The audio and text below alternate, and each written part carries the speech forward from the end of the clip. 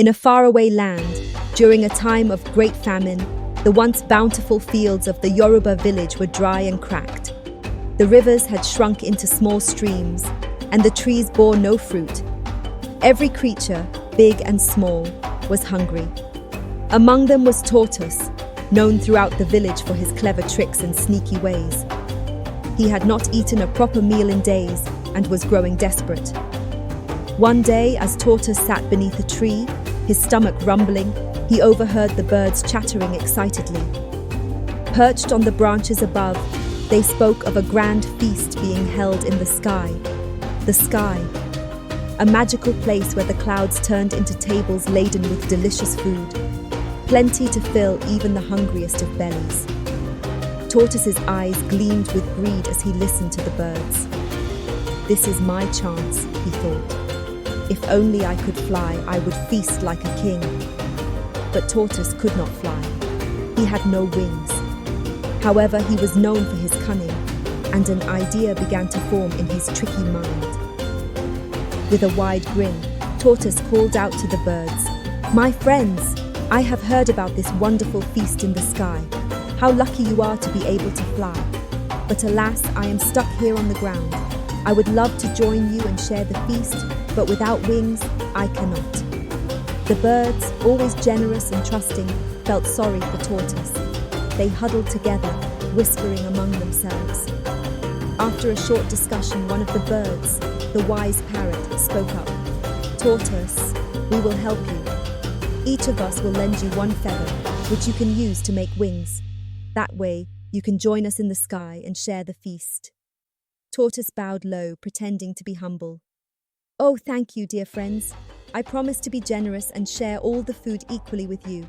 I will not forget your kindness." One by one, the birds plucked a feather from their wings.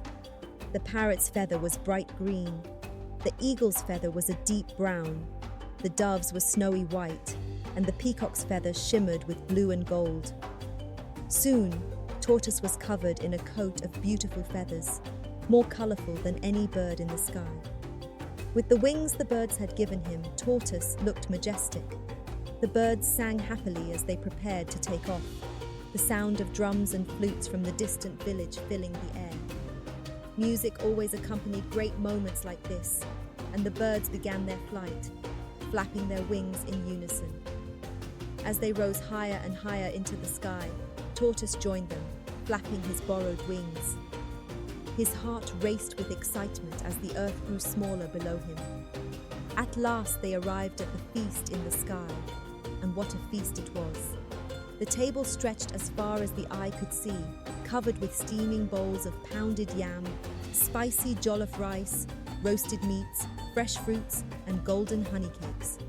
The sweet aroma filled the air, making Tortoise's mouth water. But as they prepared to eat, Tortoise had another plan. With a sly grin, he stood up and addressed the birds. "My friends, before we start, there is something important we must decide. For the sake of fairness, I shall choose a name for myself.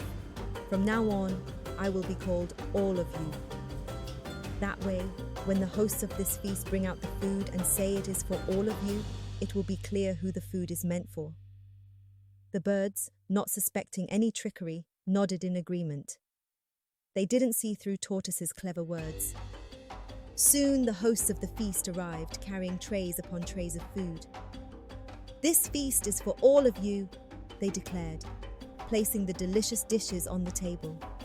Tortoise, without wasting a second, grabbed all the food and pulled it toward himself. "Ah, thank you," he said with a smirk. "Since my name is All of You, the food is clearly meant for me."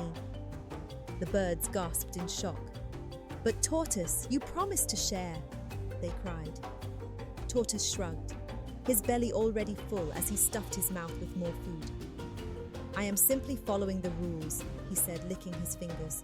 "All of this food is for me." The birds were furious. How could they have been so foolish to trust him? Realizing they had been tricked, they huddled together once more. This time, they had no kindness in their hearts. "We will not let him get away with this," said the eagle, narrowing his eyes.